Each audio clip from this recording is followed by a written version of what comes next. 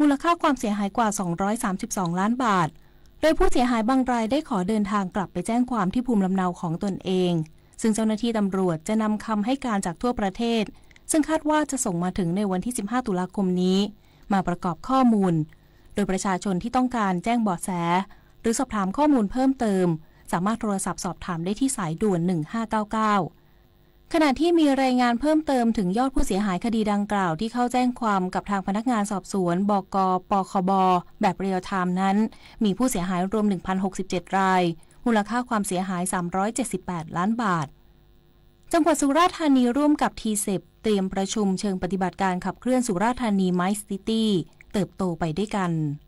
นางทัศนียาพรดวงแก้วประชาสัมพันธ์จังหวัดสุราษฎร์ธานีเปิดเผยถึงกำหนดการจัดกิจกรรมประชุมเชิงปฏิบัติการเพื่อริเริ่มและพัฒนากรอบความร่วมมือของภาคีหุ้นส่วนการพัฒนา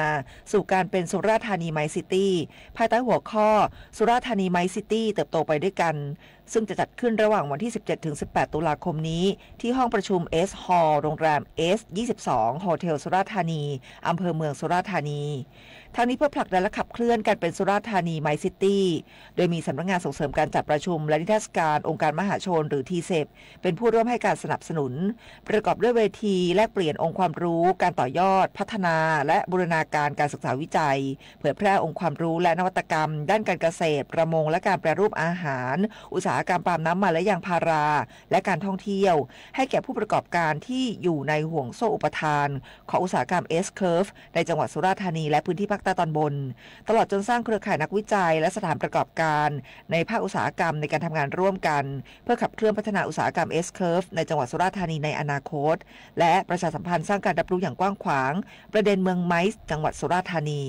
วิภาวันเทพประยูรสวท.สุราษฎร์ธานีรายงานจังหวัดตรังแจ้งเตือนให้ประชาชนในพื้นที่9อำเภอเฝ้าระวังดินถล่มและน้ำป่าไหลหลากโดยท้องถิ่นต่างๆได้จัดเตรียมสถานที่ปลอดภัยไว้รองรับกรณีเกิดภัย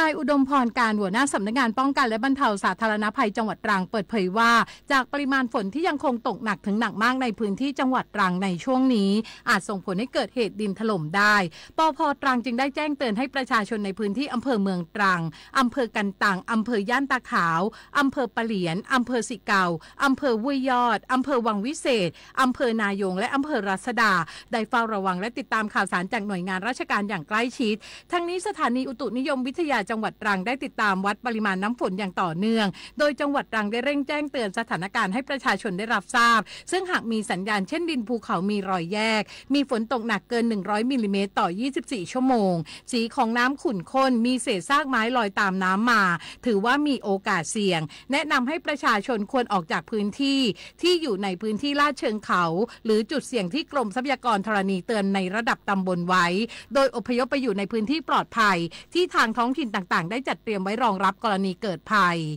ยศพรนะคะไกลศรีสวท.ตรังรายงานจบข่าวนฤนาถแข็งขันอ่านรับฟังข่าวครั้งต่อไปเวลา 7 นาฬิกาค่ะติดตามข่าวที่นำเสนอไปแล้วได้ที่ www.thainews.prd.go.th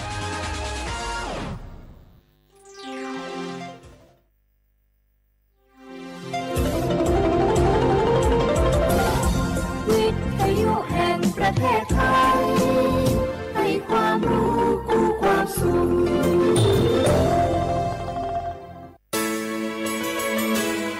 สถานีวิทยุกระจายเสียงแห่งประเทศไทยจังหวัดเชียงใหม่ AM 1476 กิโลเฮิรตซ์สถานีวิทยุภาคภาษาชาติพันธุ์แห่งเดียวในประเทศไทยที่มีความทันสมัยเชื่อถือได้สร้างอัตลักษณ์กลุ่มชาติพันธุ์สู่สากล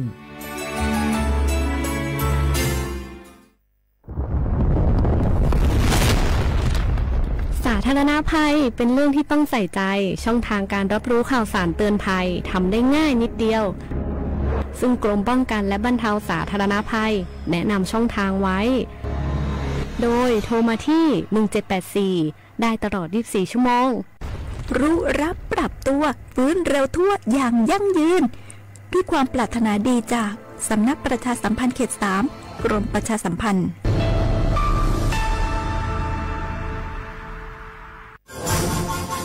รำวงย้อนยุคบัสโลบไร้แดนกลุ่มไทยเก๊กเขาก็มีน้องแก่ก็ไปวัดพองานจริงงานตามกันศีลผ้าป่าจะไปกับงอมดีก็เปลี่ยนป้าผงเจ้าอูจ๋าอ้อมม้อยตามภาษาไว้เก่ายังเฮาจะง่อมจะเหงาได้จะได้ก็ว่าจะจวนกันไปเข้ากลุ่มชมรมสมาคมโรงเรียนผู้สูงอายุเพื่อพัฒนาตัวเก่าพัฒนาอาชีพก่อได้เปิงใจอันใดเนี่ยอันนั้นเลยเจ้าเพื่อส่งเสริมสุขภาพตึงกายตึงใจแบบช่ำๆกันไปเลยปลุกพลังให้ผู้สูงอายุเฮาสร้างความสามัคคีความหักสร้างคุณค่าสร้างความสุขและต้องง่มต้องเหงาอยู่บ้านครอบเครื่องเรื่องสูงไว้ทำมงบัลลงจะงงขนาดเจ้าอีแม่ปรารถนาดีจากสำนักประชาสัมพันธ์เขต 3 กรมประชาสัมพันธ์มีความชุกถึงกายถึงใจนอไว้ลูนเดี๋ยวจะฟังไปเน่แต่มีคนโทรมาบอกว่าเปิ้นเป็นผู้โชคดีในการรับรางวัล100,000 บาทแต่เขาเพิ่งโอนค่าธรรมเนียมไปให้ก่อนนักกะเปิ้นก็เลยจะรีบไปโอนเงินที่ตู้ ATM ก่อนเดี๋ยวบ่เดี๋ยวนี้มีแก๊ง call center มาจู้รอให้โอนเงินหนักขนาดเลยนะได้กะแม่นแล้วเขาต้องฟังอย่างมีสติฟังข้อมูลให้ดีสอบถามหน่วยงานตีโทรเข้ามาให้ชัดเจนแล้วก็บ่ต้องอู้ต่อกับมิจฉาชีพที่นี่เขาก็จะบ่โดนหลอกแล้วแม่นเขาก็บ่ได้ส่งอย่างไปชิงโจกนี่แล้วเขาจะได้รับรางวัลจะไดเนาะก่อนเจือด้วยความปรารถนาดีจากสำนักประชาสัมพันธ์เขต 3 กรมประชาสัมพันธ์โอ้ยอุ้ยเจ็บช่วยอุ้ยกามหมอเจ้าช่วยพออุ้ยเกียงกำเจ้าโหอุ้ยเกียงเป็นอย่างนะครับอุ้ยเกียงพอเลิศห้องน้ำเจ้ามาหมอขอพอกำหน้าบุญมาเป็นอย่างนะครับอุ้ยเกียงแต่ป้าคำครับหมอแนะนำเนอะบ้านใดที่มีผู้สูงอายุภายในห้องน้ำควรมีฮาวกัมที่สามารถเดินได้ทั่วห้องน้ำและพื้นห้องน้ำควรเป็นวัสดุที่บ่มื่นหรือแยกส่วนแห้งและส่วนเปียกโถส้วมก็คือเป็นแบบนั่งราบเพราะผู้สูงอายุจะนั่งยองลำบากประตูก็ควรจะเป็นที่สามารถปลดล็อกจากด้านนอกได้และควรมีแสงสว่างเพียงพอเพื่อที่จะพอหันสิ่งของภายในห้องน้ำได้ถ้าเป็นไปได้ห้องน้ำควรอยู่ใกล้กับห้องนอนบักกว้างและบักแคบจนเกินไปเจ้าคุณหมอเดี๋ยวป้าจะขยายไปปรับปรุงห้องน้ำเจ้าก่อนที่อุ้ยเกียงเปิ้นจะพะเลิศแหมล้อมเนาะการจัดสภาพแวดล้อมที่เหมาะสมและปลอดภัยสำหรับผู้สูงอายุควรเริ่มตั้งแต่ภายในบ้านโดยเฉพาะห้องน้ำเพราะห้องน้ำคือสถานที่ผู้สูงอายุมีโอกาสที่จะเกิดอุบัติเหตุได้ง่ายนะครับด้วยความปรารถนาดีจากสำนักประชาสัมพันธ์เขต 3 กรมประชาสัมพันธ์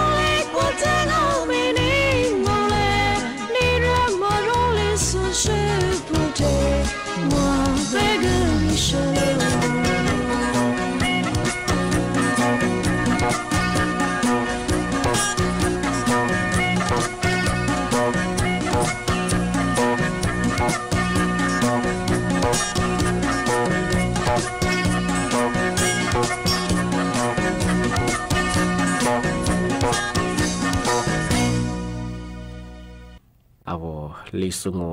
โดดซึตัวขวาไปแล้วงาอาบเชียขวาบูทาวิทยุขวานีนันนาจัสโซ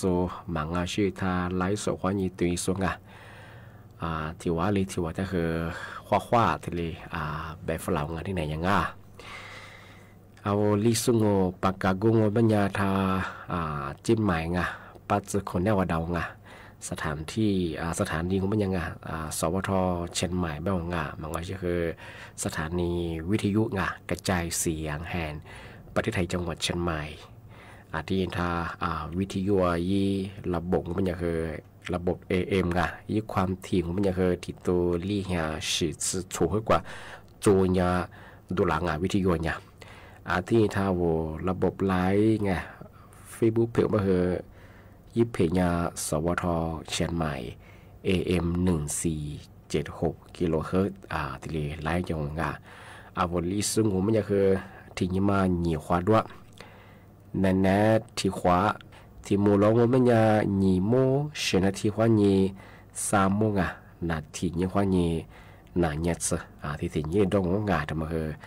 แต่มาที่สื่อจินใช้เอาไว้เชื่อเขาดังที่ปัญญาว่าเชื่อว่าบัวเฮกาว่าทุกแพ้ลิปาลิมางวิญญาณโจจีได้เฮนี่เกิดยาละเฮรายการลิซุงว่าเฮที่ว่าเกิดนัดจังกุละเฮว่าสมบูรณ์เฮยาเฮที่แบบฝรั่งวลิซุลิทิมวยจาเฮอามาเฮวลิซุลีแต่เฮทับพิริเจเบหงวลิซุชิดาเฮทับพิริเจวลิซุชิบดูวลิซุยาเฮโจชิดาเฮสุดาเฮตัดสัตโตปจิเบงมายาที่แบบฝรั่งที่ยามาแล้วก็จะวลิซุมุเฮเตชิโซวลิซุยลีจูจมเฮที่เลสตาเบจิงแบงชมังมันจะคือโนลิทิเมจะคือวลิซุชิดาเฮทับพิริเจบมายาสมุที่เลแบบฝรั่งที่แบงว่ามันยังนี่เนี่ยคือนั่นแหละคือถึงมาปีใหม่ถึงมาสจีนใช่ไหมคือมาใส่ยากรงควบคุมโรคถือ นาจะเพียจาไงนาทำนาก็ยากกว่าชิโซยากจีโซเคยที่เลปากกายฟลางาอามือสางโงเป็นยาเธอโรคงอไข้หูดัดไงอิทมาเชื่อมาคืออามือสัญญาสกัวงอล่าสุดไงชวงาอิทมาโงเป็นยาอะไรความนี้เกิดขึ้นยากงออะไรเล็กๆเชื่อมาไงโรคไข้หูดัดไงคืออาชีพผู้ดูแลงเป็นยังไงแต่มาคือเนี่ยก็เราคือเอาเชื่อความเราที่เรียกคือปีมาจองานทำมาสัญญาหลักสุดสกัวเชื่อมาโงเป็นยังคือว่าอาแบบขวางอเอาแท่งก็คือล่าดิดงออาแบบขวา一直一个下咱妈我一喜欢一下咱妈花他不嘛一直怕咱我们家在森林呀肉หูดัดมาเกลี่ยไปเฉยกับวันนับโปบนนางอช่วงไงจะมาเกลี่ยงที่บ้านของปัญญายากงโคคุโลปัญญาคือมาขยาขวัญจะเกิดชาจามาคือแต่ก็ยังยิ่งเจอคือแต่ก็หาจ่าเป็นไงที่จริงกว่าว่าที่การตัวว่าขวากูจ่าคือแต่ก็มันมีคือยิ่งเจอมาคือจ่าเสด็จคือมาข้างว่าสิพูดว่าคือกว่ายี่ขวาว่าคือยี่เชื้อโรคมาตัวสิ่งไงที่จริงกว่าแบบขวาแบบงอสิคือว่ายี่เชื้อว่าคือยี่เชื้อโรคมาคือยี่เลือดว่าคือเหนื่อยแล้วเป็นสิ่งไงที่บางคนขวัญจะเกิดชาคือไงที่จริงว่า有喜欢你下河มามีก็เป็นมาเคยตะกี้ถ้าจ่าแบบจ่าเสร็จก็เป็นอย่างคือโรคไข้หูดัดเกลียงที่นี้ที่ถึงมาก็คือกว่าพยางมาคือเกลียน้าไปสิถ้าว่าเนื้อคือสุกุดเดียวคือที่บ้านก็เป็นอย่างมาคือจ่าช่างก็เป็นอย่างคือขวาขวาตะปุ่มมามีลีนี่คือชาจ่างพามังมันยาวขวดจะเกิดจ่าแต่ก็ถ้าขวดจะเกิดจ่ามันยาคืองอแต่ก็ถือว่าคือสืบเผื่อดูตาดูงอกับแก้ยามันคือโจงอที่มองก็มันยาจ่าเสร็จยาคืออาลียาเนี่ยคือวุยายิ่งลดมาตีหน้าไม่ใช่ไงโรคไข้หูดัดมัง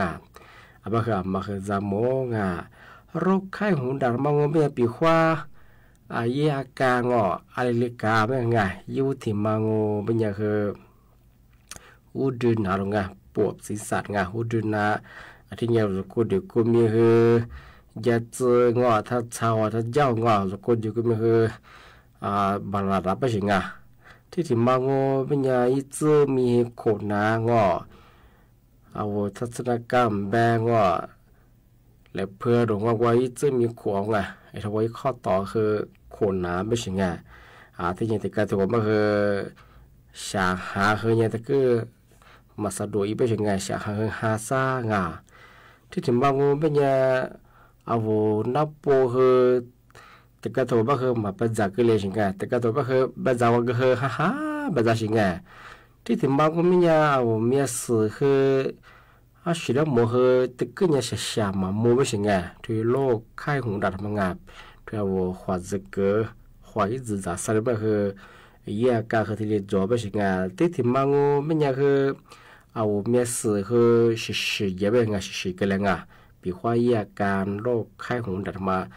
พับผิวเราไม่ยังตาแดงคือยีน่ที่นี่คือความดำความดำเลือดคือต่างเยอะเฉพาะที่ยังสุขวากูเดือคือยี่ผิวมาคือจางคือกว่ายี่จีที่เยอะสิมาสุยเฉพาะบ่คือมาคือจามขวาจะเกิดขวาตะปุ่มขวาจีอีจะเกิดชามแบงกูจารุเลือจารุพามามีงูเป็นยาจ่าเสลียโรคไข้หูดัดเกลียคือที่จะคุณได้ยาคืออาชีพคือมาเปียวช่องนับปูบุเรงมีเสือหิมโมความดังตายเยอีจะมีคนช่างหาซ่างถือมาคือแต่ก็ถ้าว่าคือจ่าเสลียคือสิ่งนี้มาข้าสุดคือที่ช่วยท่าใช้มาคือช่วยหัวใจไว้มาคือช่วยช่องทำไมคือมาแล้วที่เล็กๆที่มาเชื่อบ่คือมาคือจามความจะเกิดความพัฒนาไม่ใช่คือจู่ใจมีเลี้ยจู่เวนี่จางสิพูดยามันก็จางมาคือขวางไม่ใช่คืออีจะคือเชื้อโรคทำไมคือทำมาตัวเชื่อ有ความแบบ有选แบบ啊，嘛คือที่จ้าง啊บ่คือจะเสลียคือเวลาเคยเลยจะกดเดียวคืองอบที่กระโดดไปพิการกลืนด่างอ่ะมาคือจำมงอ่ะที่บ้านก็ไม่ยาวันที่1อ่ะที่5ข้อนี้กูหาหนีจังหวะยังไงยุคนนี่ตัวหนึ่งส่งไปคือจะส่งไปคือลีเฮียสัตว์ชัวร์ไงที่นี่กูเรามองมันยังไงชื่อคนเลยมาคือ吃กูอ่ะไงช่วงไง吃กูมาคือจิ้มหมายที่ว่างอจังหวัดนั่นที่ว่าที่นี่จังหวัดตากขึ้นอยู่ว่าจะใช่ที่นี่จังหวัดอุตรดิตถ์ขึ้นอยู่ว่าไงที่นี่จังหวัดกำแพงเพชรขึ้นที่ว่าไงที่นี่จังหวัดอุทัยธานีขึ้นอยู่ว่าที่นี่จังหวัดนครปฐมขึ้นอยู่ว่าไงที่มาก็คือจังหวัดสมุทรสาครคือที่ว่าจะใช่ที่มาก็คือจังหวัดมหาสารคามไงมาขึ้นอยู่ว่าไงที่นี่จังหวัดหนองคายคือที่ว่าที่นี่จังหวัดนครศรีมาคือสาวะที่นี่สุดท้ายก็คือไงจังหวัดชัยภูมิก็คือที่ว่าไงสกัวที่โรคไข้หูดัดมาไงที่ลีเฮียสัตว์สุดชัวคนนี้ก็คือมาใส่เนี่ยคือสกัวชิคโลบางที่โรคไข้หูดัดหนึ่งส่วนไงที่或者个现在说有些子现在说我话他不嘛因为ภาษาก็คือโรคไข้หูดัดมาเกลียบางงานก็คือมาคือจามงาจะใส่เลยคือมาข้างโรคไข้หูดัดบางงานพยาคือช่วยช่วยงานก็คือมาที่คือจีมาชิงพักเกลียวบางอย่างมาเปียช่วยงานว่าที่จะเรียกมาคือสิ่งคืองอลูกก็เบี้ยยิ้มน้องสิ่งจะเชื่อจำน้องไงทีนี้คือผู้ใหญ่ตางอนเนี่ยสควาจะช่วยเจ้าบางงานที่เป็นอย่างคือมาสามาเกลียวเจ้างบางอย่างคือมาคืองอที่เรียจางโมงบ้านเรามันจะคือขวัญจะเกิดจากแต่ก็จะเชื่อจางจะเสลียงมันจะคือโรคไข้หูดัดมาเกลียมันจะคือมาเปีย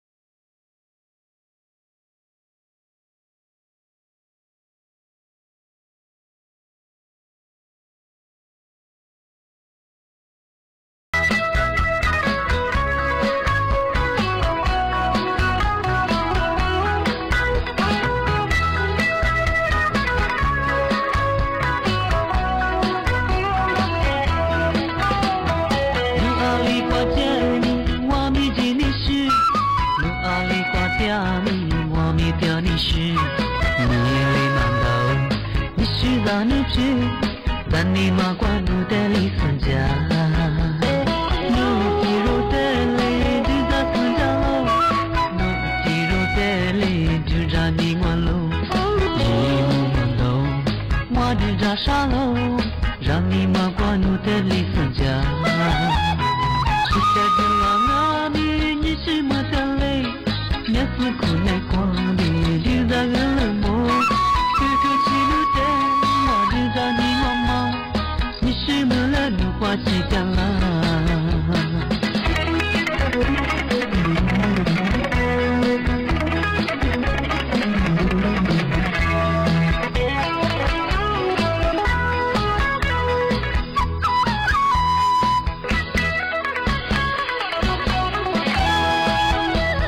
你阿里瓜这米，我米吉尼是；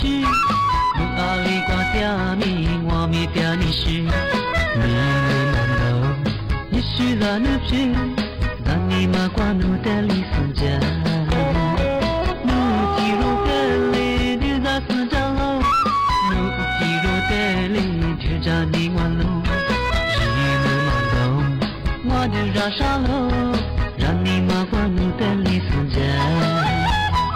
A te ti tu kwa mi ni shi mu te li, yes me ku ne kwa mi di da ge le mo, tu tu chi nu te. 的你妈妈，你是么了女花枝掉了，是在不了那米，你是么掉泪，也不可能光里就在旁边摸，这个是路的，我知道不讲吗？你是么了女花枝掉了。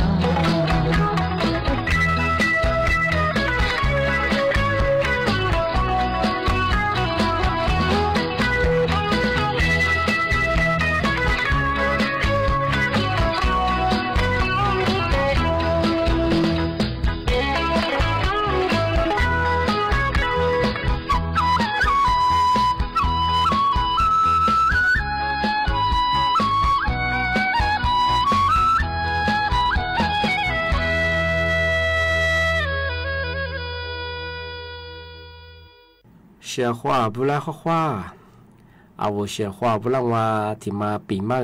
ที่มาซื้อจีนเชื่อมันยาการย้ายสิทธิประกันสังคมสู่สิทธิบัตรทองปีขวาบุเสียขวาบุกุลาประกันสังคมอยู่สู่อาทิตย์นี้คืออามุสาวมีหมอยี่เจาะมียี่ยามาคือดุลาวงเป็นยังไงอาบับเสือคือประกันเสือคือหมอบุญจังเป็นยาประกันสังคมเวลาคุ้มครองเยี่ยมมาคืออาบัตสุมาทิลียะบ้างอาบัตสุมากับผู้เยี่ยมงอปัญญาอาวุว่าลงทะเบียนใช้สิทธิ์บัตรทองถือคอยเยี่ยงง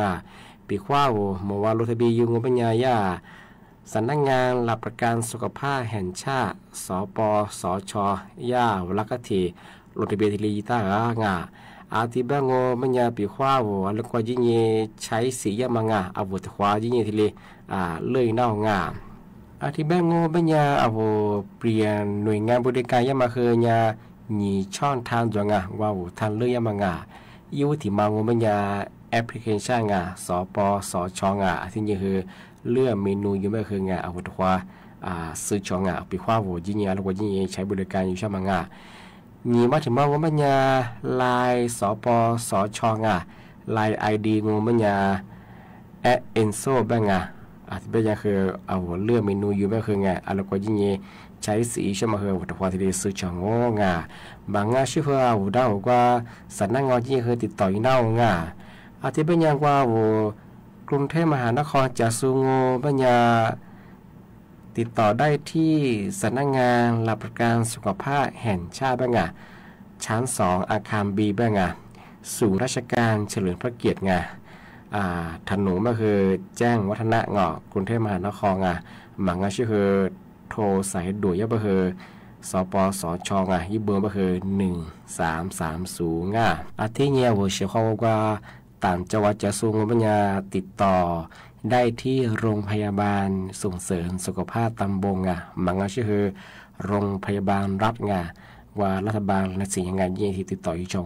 วางเวลาราชการในแหนแปะมุเกิดความยีมือเขือลีมุเกิดสงานนาทีนี้ความยีนวันยส่งอาที่นี้ที่ขู่คุณแนงงไม่ยาอโว เปลี่ยนบริการยามงานกว่าหน่วยงานมาคือลีขวาที่เลจะเน่างปีขวาในสิ่งนี้มาใจไม่เชื่อจำมาขวาก็คืองานจามาคือติคุมาลีขวาที่เลจะเน่างที่ยิงว่าใช้สียามงมันยาปีขวาในสิ่งให้ยงมันยาใช้สีบัตรทองชอบคืองานเอาไว้บัตรมาเฮยาที่ก็เถียมาเอาที่ยิงปีขวาชิเขาว่ามาสอบถามเพิ่มเติมพยิงช่างมันยาโทรสายด่วนสปสช1330มาคือโทรฟรี24 ชั่วโมงการย้ายสิทธิประกันสังคมสู่บัตรทอง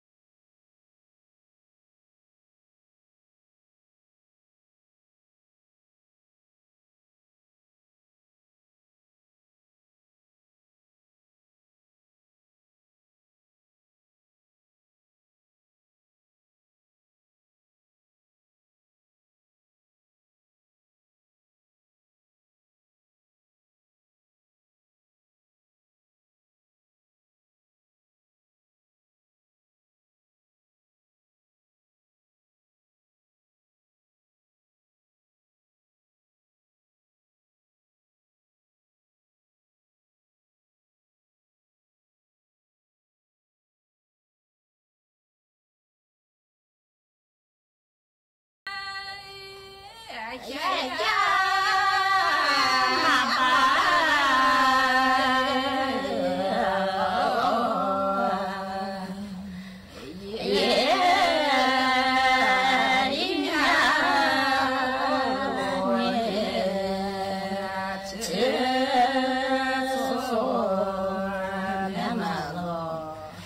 ะจึงสัตว์หัวอีมาบ้าเราแค่ยาสุญญาสัตว์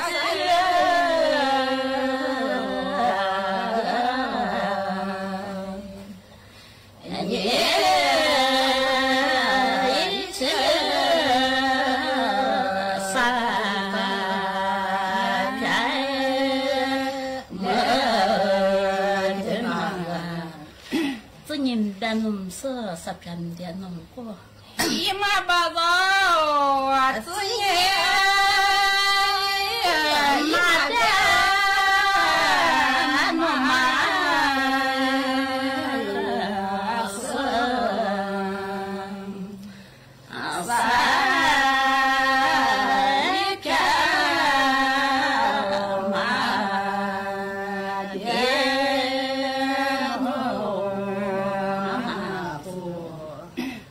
อบได้ที่คุมมาสัญญาที่ทำมาสัญญาอีมาบ้าเราบ้าได้ที่คุมมาสัญญา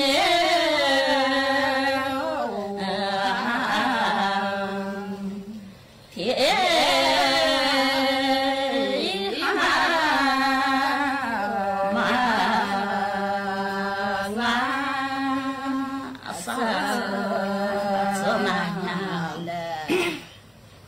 แบบได้สัญญามันนี่ไม่โดสัญญามันนี่ยังโดอีมาบ้าเรา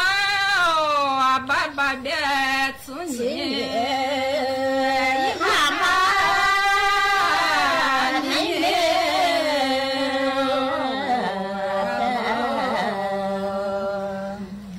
สายเสื้อ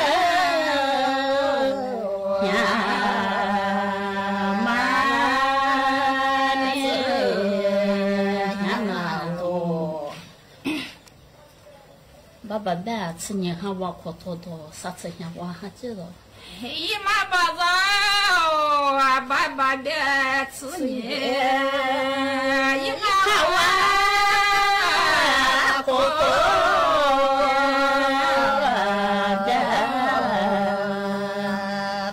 สายเสื้อ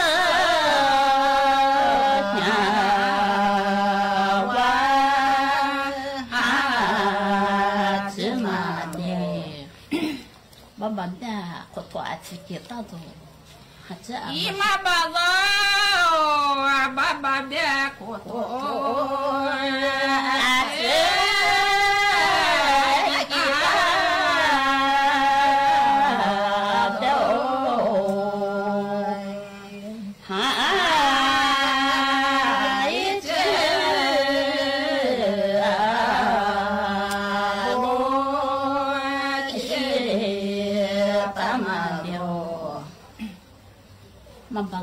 มาบ้าเราคือสมป้าสมนั้นเราคือตัวมันอีมาบ้าเรามาบ้าเราสมนั้น